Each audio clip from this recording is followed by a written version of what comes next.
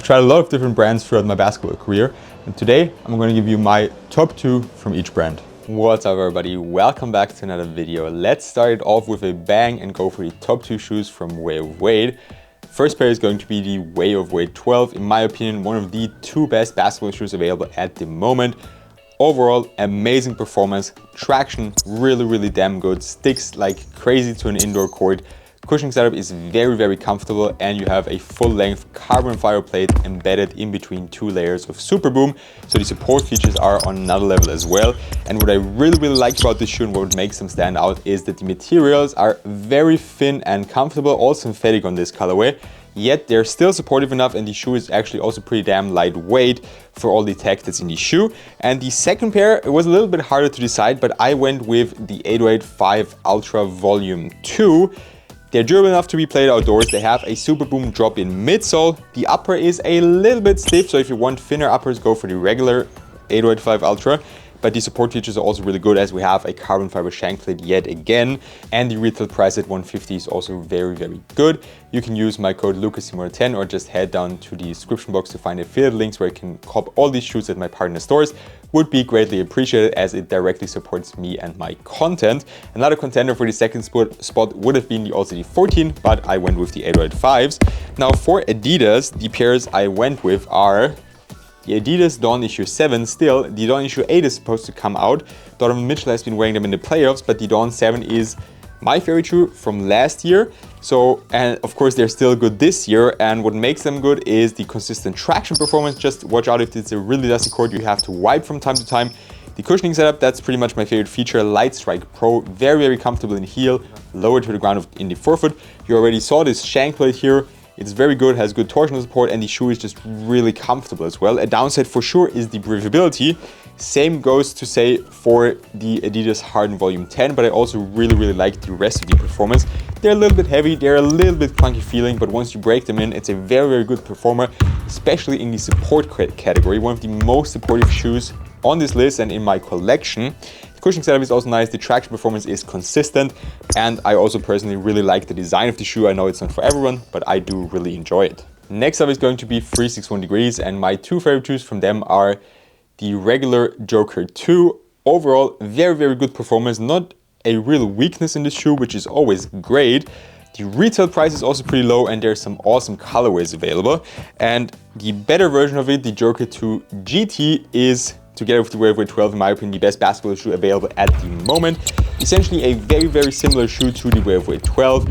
Amazing traction performance, a very bouncy cushioning setup, carbon fiber shank plate for torsional support, and thin yet supportive materials, and overall great comfort in the shoe as well. So I really like to play in these. They're a little bit more expensive, but you can also use my code LUCAS with a second S to save on them, and as I said before, affiliate links in the description box down below. Next up is going to be Nike, and this was a little bit more difficult as I'm not the biggest fan of Nike's basketball shoes right now.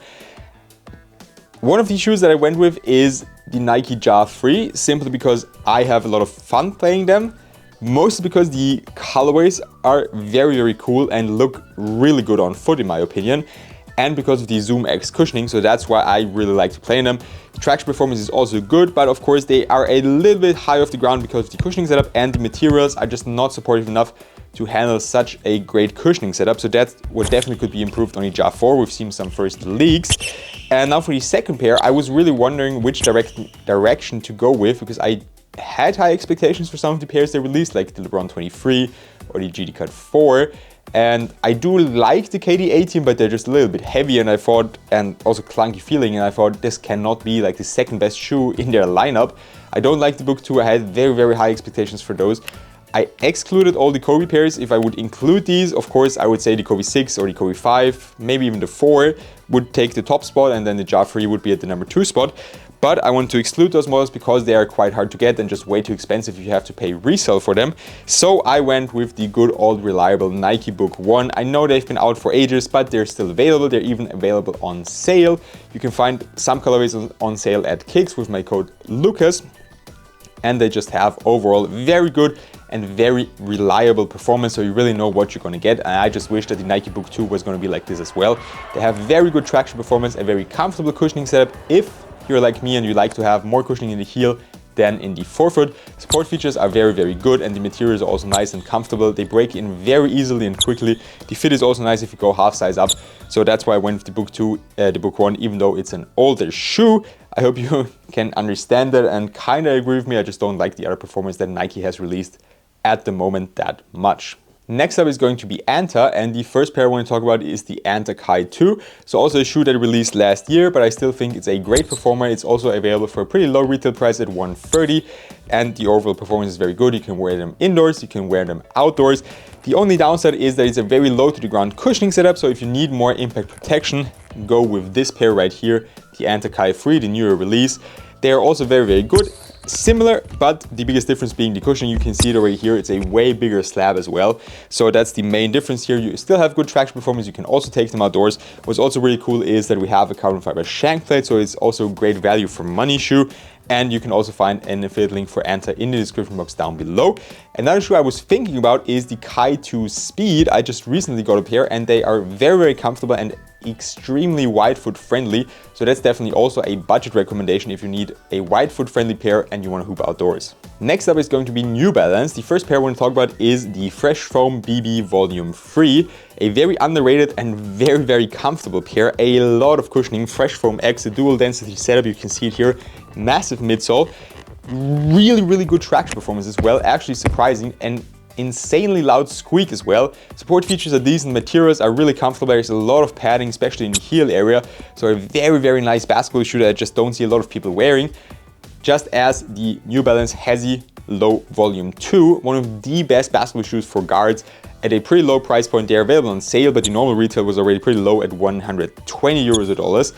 Very good traction performance. Cushioning setup is actually also quite nice, but it does bottom out relatively fast. Support features are great and the materials do the job as well. Thin yet still comfortable and supportive. For Puma, the first pair I want to talk about is the All Pro Nitro 2.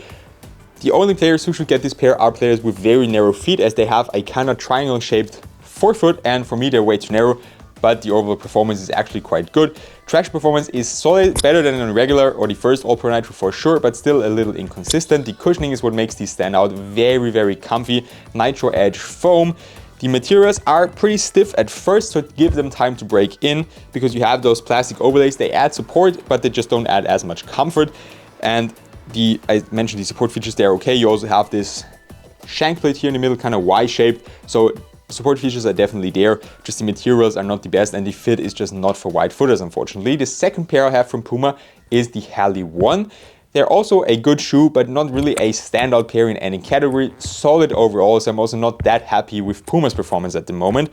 The Mellow line just isn't that good, and I thought about putting the regular or the first All Pro Nitro, but they just released like 3 or 4 years ago already, so I thought that's really way too long to put them in this video. And now for the last part of the video, some brands where I just haven't tried more than one shoe, or where there's just not that many shoes available, so just one shoe per brand. Converse Shea 001, kind of the only pair Converse has on the market right now, so the choice wasn't that hard.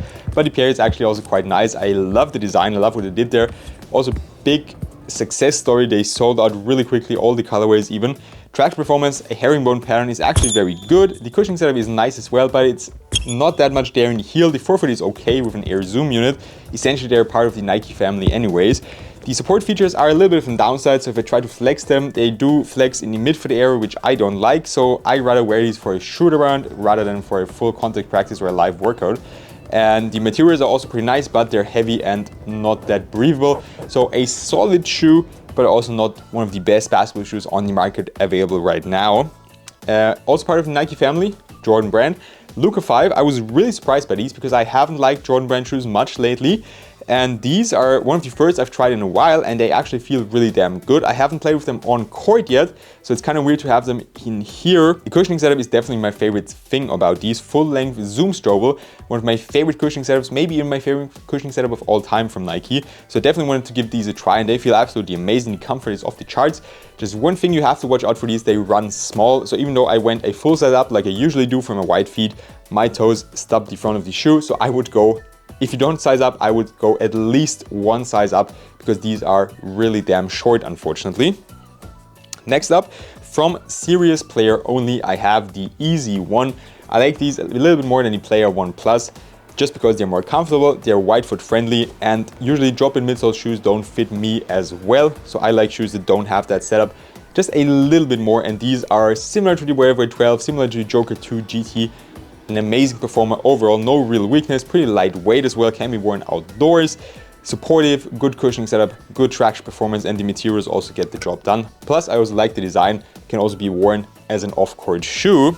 Second to last pair I want to talk about, the 741 Rover, Jaylen Brown's signature shoe from his own brand. I love the comfort of the shoe, the traction performance is solid, not that much cushioning there, and the support features also could use some improvement, so it's definitely a good first signature shoe. But my biggest point of critique is the retail price. 200 euros or dollars is pretty damn high for your first signature shoe, especially if it's not with a brand like Nike or Adidas or let's say Jordan brand, one of the bigger basketball brands that have been around longer. Just compared with Wade, for example, they managed to get out the 885 Ultra for 150, which has more tech in the shoe, more tech than the 741 Rover, for example, or also 361. They have the Joker 2, they have more tech, and they're even at 130. And now the last pair of the video from Under Armour / Curry brand, I have the Curry Series 7. I like these way more than the Curry 13. They essentially feel like a running shoe beefed up to be made a basketball shoe. Cushioning setup is very, very good for a Curry shoe. The flow setup is pretty damn good. You stop very, very hard. So if you're not used to that, it could even happen that you trip over your own feet. So you have a nice support feature, a shank plate here in the midfoot. So they are a very supportive shoe as well, even though the materials are extremely thin. One of the lightest shoes in my collection and with the thinnest materials as well. But I do really like to play with them. That's all I have for you today. If you think I should try out any other brands, just let me know down below. If you don't agree with my picks, let me know down below as well. I'd be interested to hear your thoughts. And as always, I'd really appreciate if you could leave a like on the video and subscribe to my channel. Have a good one and see you next time.